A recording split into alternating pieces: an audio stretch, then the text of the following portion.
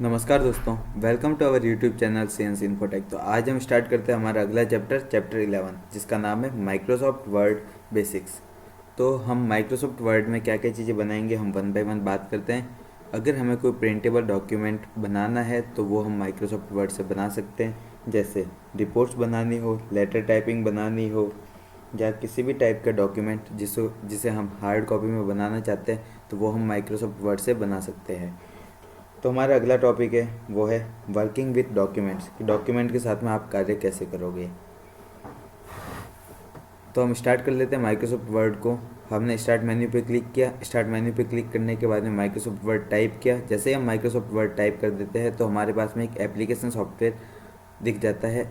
उस पर हमने जैसे ही क्लिक किया तो ये हमारा माइक्रोसॉफ्ट वर्ड ओपन हो चुका है।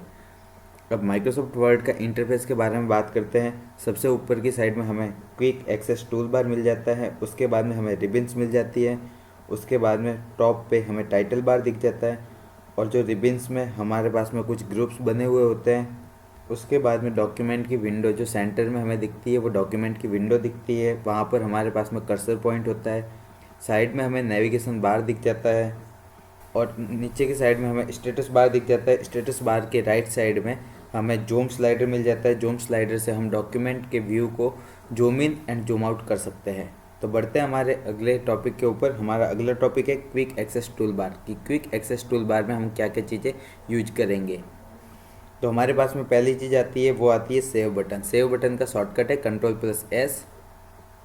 उसके बाद में आता है अंडो। अंडो का मतलब पिछली क्रिया को रद्द करना। जो आपने पुराना काम किया था उसको वापस आपको हटाना है तो आप अंडो बटन का यूज करोगे। उसका शॉर्टकट है Ctrl+Z। उसके बाद में हमारे पास में आता है रीडो बटन। रीडो बटन का मतलब पिछली क्रिया को पुनः सक्रिय करना, कि जो आपने काम किया था उसको वापस दोबारा करने के लिए आप रीडो बटन यूज करते हो, जिसका शॉर्टकट है Ctrl+Y।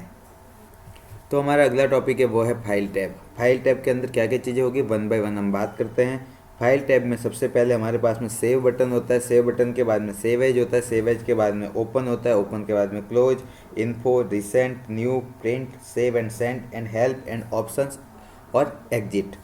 तो हम वन बाय वन बात करते हैं। सेव बटन से जिस डॉक्यूमेंट पर आप कार्य कर रहे हैं वह सेव नहीं हुआ हो तो आप सेव बटन का यूज करके डॉक्यूमेंट को सेव कर सकते हो।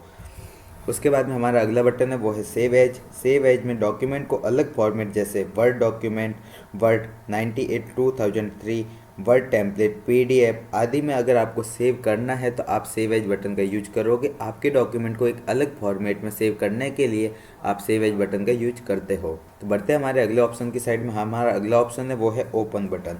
पहले से सेव किए हुए डॉक्यूमेंट को अगर आप ओपन करना चाहते हो तो आप ओपन बटन पे क्लिक करोगे। फिर आता है हमारे पास में क्लोज बटन। वर्तमान में खुले हुए डॉक्यूमेंट को अगर आपको बंद करना है तो आप किसका यूज करोगे, क्लोज बटन का। उसके बाद में हमारे पास में आता है अगला बटन, वो आता है इन्फो। वर्तमान डॉक्यूमेंट जिसमें आप कार्य कर रहे हो उसके बारे में अगर आपको कोई भी इन्फॉर्मेशन या फिर कोई भी सूचना आपको चाहिए होती है तो आप इन्फो बटन पे क्लिक करोगे और उस डॉक्यूमेंट के बारे में आप जानकारी प्राप्त कर सकते हो। अगला बटन है हमारे पास में वो है रिसेंट। रिसेंट में आप हाल ही में खोली गई फाइलों को दोबारा खोलने का अवसर प्रदान करता है। वो कौन करता है, रिसेंट बटन। उसके बाद में हमारे पास में अगला बटन आता है वो आता है न्यू।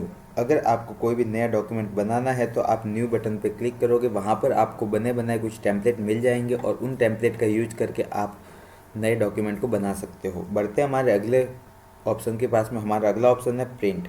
प्रिंट बटन वर्तमान में डॉक्यूमेंट को प्रिंट करने की सुविधा देता है। यह बटन प्रिंट प्रीव्यू एवं प्रिंट सेटिंग का अवसर भी प्रदान करता है। इसमें आप डॉक्यूमेंट को प्रिंट करने के टाइम पे आप लेआउट वगैरह सेट कर सकते हो, आपको कैसा डॉक्यूमेंट प्रिंट करना है। तो ये सारी चीज़ें हम प्रिंट बटन पे क्लिक करके यूज कर सकते हैं।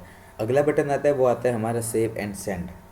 यह ऑप्शन वर्तमान डॉक्यूमेंट जिस पर आप कार्य कर रहे हो उसको सेव और सेंड करने का काम करता है। जैसे अगर आपको सेंड एज पीडीएफ करना है तो आप डॉक्यूमेंट को पीडीएफ के रूप में भी सेंड कर सकते हो। हमारे पास में अगला बटन आता है वो आता है हेल्प बटन। हेल्प बटन के माध्यम से आप माइक्रोसॉफ्ट ऑफिस के लिए हेल्प प्राप्त कर सकते हैं। उसके बाद में हमारे पास में आखिरी बटन आता है वो आता है एग्जिट। इसके द्वारा माइक्रोसॉफ्ट वर्ड से अगर आपको बाहर निकलना है तो आप एग्जिट बटन पर क्लिक कीजिए, आप माइक्रोसॉफ्ट वर्ड से बाहर आ जाओगे। तो हमारा अगला टॉपिक है वो है माइक्रोसॉफ्ट वर्ड 2010 में नई फाइल बनाना एवं सेव करना, कि आप माइक्रोसॉफ्ट वर्ड 2010 में आप कैसे एक नई फाइल जनरेट करोगे और उसे आप कैसे सेव करोगे। सबसे पहले हम बात करते हैं कि माइक्रोसॉफ्ट वर्ड में नई फाइल बनाने के लिए, जैसा कि हमने बात की थी, फाइल टैब पे क्लिक करना होगा। फाइल टैब पे क्लिक करने के बाद में न्यू पे क्लिक करना होगा। न्यू पे आप जैसे ही क्लिक करोगे तो बैक स्टेज व्यू में एक नया पेज ओपन हो जाएगा। तो ये आपका एक डॉक्यूमेंट, न्यू डॉक्यूमेंट बन चुका है और उसको आपको सेव करना है। तो वापस आप फाइल टैब में जाओगे। फाइल टैब में जाने के बाद में सेव बटन पे क्लिक करोगे और आपका डॉक्यूमेंट सेव हो चुका है। आप जिस नाम से उसे सेव करना चाहते हो उस नाम से आप सेव कर सकते हो। तो सेव करने के और भी तरीके, जैसे Ctrl+S इसकी शॉर्टकट की है जिसके माध्यम से आप डॉक्यूमेंट को सेव कर सकते हो। और क्विक एक्सेस टूल बार में भी एक सेव बटन होता है जिसके माध्यम से आप डॉक्यूमेंट को सेव कर सकते हो। और तीसरा ऑप्शन होता है फाइल टैब के अंदर जाने के बाद में आप सेव पे क्लिक करोगे तो वहाँ से भी डॉक्यूमेंट सेव कर सकते हो। तो बढ़ते हैं हमारे अगले टॉपिक के ऊपर। हमारा अगला टॉपिक है माइक्रोसॉफ्ट वर्ड 2010 में आप टाइपिंग कैसे करोगे। कि अगर आपको टाइपिंग करनी है माइक्रोसॉफ्ट वर्ड 2010 में तो आप कैसे करोगे। सबसे पहले आपको डॉक्यूमेंट को ओपन करना है। आप डॉक्यूमेंट को ओपन करने के बाद में जहाँ पर भी आपका कर्सर होगा उस वहाँ से आपका डॉक्यूमेंट के अंदर राइटिंग होनी चालू हो जाती है। अगर आप कुछ भी चीज़ें टाइप करते हो तो वो चीज़ आपके डॉक्यूमेंट में टाइप हो जाती है। अब हम बात करते हैं कि आपके डॉक्यूमेंट के टाइप किए हुए टेक्स्ट को आप कैसे सिलेक्ट करोगे। सिलेक्ट करने के लिए हम लेफ़्ट क्लिक करके ड्रैग डाउन कर देते हैं। जितना हमें टेक्स्ट सेलेक्ट करना हो उतना हम टेक्स्ट सेलेक्ट कर सकते हैं। अगर आपको अपने कर्सर के राइट साइड के टेक्स्ट को मिटाना है तो आप डिलीट बटन का यूज करोगे, और अगर आपको अपने कर्सर के लेफ़्ट साइड का टेक्स्ट मिटाना है तो आप बैक स्पेस बटन का यूज करोगे। तो ये दो तरीके थे एक टेक्स्ट को डिलीट करने के। तो बढ़ते हैं हमारे अगले टॉपिक के ऊपर। हमारा अगला टॉपिक है कॉपिंग एंड मूविंग टेक्स्ट। कि आप एक टेक्स्ट को कैसे कॉपी करोगे और मूव कैसे कर सकते हो। तो होम टैब में एक क्लिपबोर्ड ग्रुप होता है। क्लिपबोर्ड ग्रुप में हमारे पास में कुछ बटन्स होते हैं, उसके बारे में हम बात कर लेते हैं। जिसमें से एक बटन होता है कॉपी बटन, दूसरा बटन होता है पेस्ट बटन, तीसरा बटन होता है कट बटन और चौथा बटन होता है वो होता है फॉर्मेट पेंटर। तो वन बाय वन हम बात करते हैं। किसी भी टेक्स्ट को आप सबसे पहले सेलेक्ट करोगे। सेलेक्ट करने के बाद में कॉपी करने के लिए आप कॉपी बटन पे क्लिक करोगे। कॉपी बटन पे क्लिक करने के बाद में आपको जहाँ पर भी उस टेक्स्ट को चिपकाना है तो आप वहाँ पे Ctrl+V कर दोगे तो आपका टेक्स्ट कॉपी होके पेस्ट हो चुका है। तो इसके शॉर्टकट के बारे में बात कर लेते हैं। कॉपी करने का शॉर्टकट है Ctrl+C, कट करने का शॉर्टकट है Ctrl+X और पेस्ट करने का शॉर्टकट है Ctrl+V।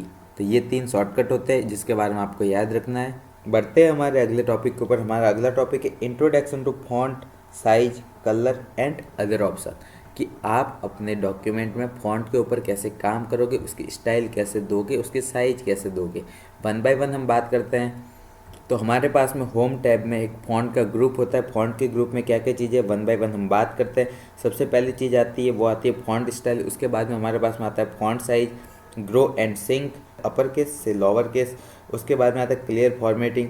उसके बाद में bold, italic, underline, strike text, superscript and subscript, shadow, glow, reflection, highlight and text colour. तो ये सारे ऑप्शंस होते हैं जो एक फॉन्ट ग्रुप में हमें दिखते हैं, जिनके माध्यम से आप अपने टेक्स्ट को अलग अलग स्टाइल में अलग अलग तरीके से आप दिखा सकते हो। तो हमारा अगला टॉपिक है वो है insert menu, table and word art. तो हमारे पास में इंसर्ट मेन्यू में एक इलस्ट्रेशन नाम से ग्रुप आता है। इलस्ट्रेशन ग्रुप में क्या क्या चीज़ें होती है वन बाय वन हम बात करते हैं। फाइल में पिक्चर को इंसर्ट करने के लिए आपको एक पिक्चर नाम से आइकन दिख जाएगा। डॉक्यूमेंट में clip art, drawing, video, audio आदि को सम्मिलित करने के लिए आपके पास में क्लिप आर्ट बटन यूज हो जाता है। उसके बाद में लाइब्रेरी में बनी हुई आकृतियों को इंसर्ट करने के लिए अगर आपको कोई भी बनी बनाई आकृति को यूज करना है तो आप शेप्स में जाके क्लिक कर सकते हो। उसके बाद में हमारे पास में आता है स्मार्ट आर्ट ग्राफिक्स। सूचनाओं को विजुअली प्रदर्शित करने हेतु उपयोग में लिया जाता है। जैसे स्मार्ट आर्ट में ऑटोमेटिक कुछ बनी बनाई डिजाइंस होती है जिसके माध्यम से आप अच्छे से दिखा सकते हो अपने डॉक्यूमेंट। माइक्रोसॉफ्ट वर्ड में आप चार्ट भी बना सकते हो with the help of chart icon. उसके बाद में हमारे पास में अगला ऑप्शन आता है वो आता है स्क्रीनशॉट। स्क्रीनशॉट के माध्यम से किसी भी प्रोग्राम की फ़ोटो को इंसर्ट कर सकते हो। तो वन बाय वन हम बात करते हैं टेबल इंसर्ट एवं डिलीट करना, कि आप टेबल को कैसे इंसर्ट करोगे और कैसे डिलीट करोगे। तो सबसे पहले आपको इंसर्ट टैब को क्लिक करना है। इंसर्ट टैब में जाके फिर टेबल वाले ऑप्शन पे क्लिक करना। टेबल वाले ऑप्शन पे आपको डिसाइड करना है कि कितने बाई कितने की टेबल आपको इंसर्ट करनी है। आप वहाँ से सिलेक्ट कर देते हो और उसके बाद में आपकी टेबल इंसर्ट हो जाती है। अगर आपको टेबल को डिलीट करना है तो टेबल के टॉप कॉर्नर पे आपको क्लिकेबल बटन मिलेगा, उस पर आप क्लिक करोगे तो उसके बाद में आप टेबल को डिलीट कर सकते हो। तो ये तरीका था एक टेबल को इंसर्ट एंड डिलीट करने का। तो हमारे पास में अगला ऑप्शन आता है, वो आता है smart graphics, smart art illustration. Smart art illustration को अगर आपको यूज करना है स्मार्ट आर्ट इलस्ट्रेशन, तो स्मार्ट आर्ट इलस्ट्रेशन को यूज करने के लिए सबसे पहले आपको इंसर्ट टैब पे क्लिक करना पड़ेगा। इंसर्ट टैब पे क्लिक करने के बाद में आपको स्मार्ट आर्ट पे क्लिक करना पड़ेगा। स्मार्ट आर्ट पे आप जैसे ही क्लिक कर देते हो तो आपको अलग अलग टाइप की कुछ शेप्स दिखती है, जो कि स्मार्ट आर्ट की अलग अलग टाइप की शेप्स है। उस पर आप जैसे ही क्लिक करते हो तो आप उस शेप को अपने डॉक्यूमेंट में इंसर्ट कर देते हो। तो ये तरीका था एक स्मार्ट आर्ट शेप को अपने डॉक्यूमेंट में लाने का। तो हमारा अगला टॉपिक वो है हेडर एंड फुटर, कि आप अपने डॉक्यूमेंट में कैसे एक हेडर इंसर्ट कर सकते हो और फुटर इंसर्ट कर सकते हो। तो वन बाय वन हम बात करते हैं। तो सबसे पहले आपको क्लिक करना पड़ेगा इंसर्ट टैब पे। इंसर्ट टैब पे क्लिक करने के बाद में आपको एक ग्रुप दिख जाएगा हेडर एंड फुटर का, तो आप उस पर क्लिक करोगे। हेडर फुटर में ऑलरेडी कुछ बनी बनाई हेडिंग्स होती है, तो उन हेडर को आप यूज कर सकते हो और ख़ुद की भी डिजाइन कर सकते हो। तो वहाँ से ये तरीका था एक अपने डॉक्यूमेंट में हेडर एंड फुटर इंसर्ट करने का। तो आज हमने चैप्टर 11 के पार्ट 1 में होम एंड इंसर्ट ये दो चीज़ें कंप्लीट की। अगर आपका कोई भी डाउट है तो आप कमेंट बॉक्स में कमेंट करिए, और अगर आपको ये वीडियो हमारा पसंद आया तो आप एक लाइक करिए। CNC इन्फोटेक आपके हमेशा उज्जवल भविष्य की कामना करता है।